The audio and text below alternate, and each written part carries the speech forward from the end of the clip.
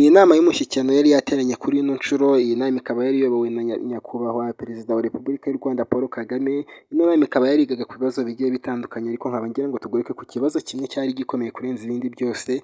Iyi nama rero yatangijwe n'umunyamakuru Scovia, aho yatangiye asetsa abantu agira ati: ndatekereza ko udakwiye kubatandukanya, uze gutandukanya ibyo batangaza. Ndagushimiye Maurice, ndabashimiye bayobozi muri hano, nyakubahwa perezida wa Repubulika. Nk'uko abivuze, ndi Scovia Mutesi, ndi umuyobozi wa televiziyo yitwa Mama Rwa Gasabo. Ngira ngo abari hano mwese nta kiruta nyina w'umuntu, niryo shingiro ry'izina ryanjye. Rero kuba ndi nyina w'u Rwa Gasabo, mu by'ukuri mwakabimpereye amashyi.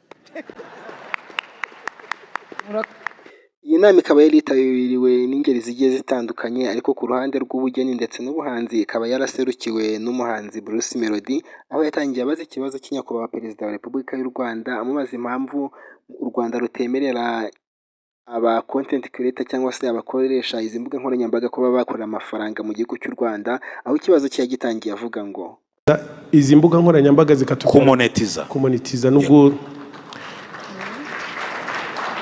ni uburyo bwo gukorera amafaranga kuri izi mbuga nkoranyambaga ku bantu babikora neza, kuko ababikora nabi n'ab'inzego zirabareba.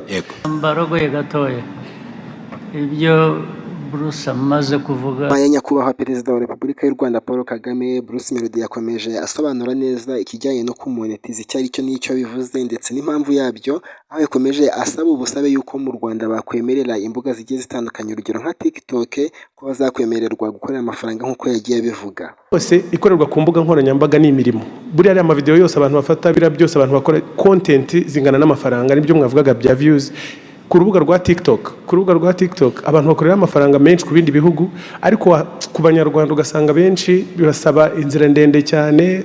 Ni ukuvuga ngo dutira ubwenegihugu kugira ngo tube twakora ku mafaranga ari ku mbuga nkoranyambaga. Icyo rero ni ikibazo wenda kinatera ubushomeri, cyangwa n'inzira mbona ngewe twanyuzamo urubyiruko mu gukorera amafaranga. Murakoze. Bruce Melody, nyakubahwa perezida wa Repubulika y'u Rwanda Paul Kagame yakomeje abaza ibibazo bigiye bitandukanye, abaza ati se byaca mu zihe nzira kugira ngo iki kibazo kibashe kurangira burundu, kugira ngo bishyirwe mu bikorwa. Aho umunyamakuru wacu Scovia Mutesi yarahatubereye yakomeje avuga yuko nawe iki kibazo atari ubwa mbere bakivuga, kuko no mu nama yabanje yagize ati iki kibazo twakirebyeho, reka twumve kuko yarahatubereye. Ntabwo tubasha gukorera amafaranga uko bikwiye.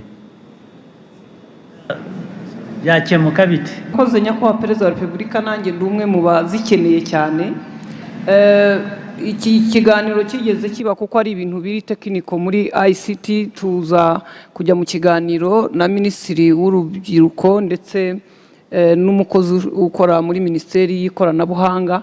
Hari ibyo batubwiraga biri tekiniko, niba minisita yadufasha wenda rero ndetse n'andi yose turacyari kubikurikirana kugira ngo tuzamenye igisubizo kizavamo, umwanzuro bizahabwa, nimba bazabyemeza cyangwa se hari undi murongo bizahabwa. Turacyari kubikurikirana, byose muzajya mubinyuzwaho hano kuri uyu muyoboro.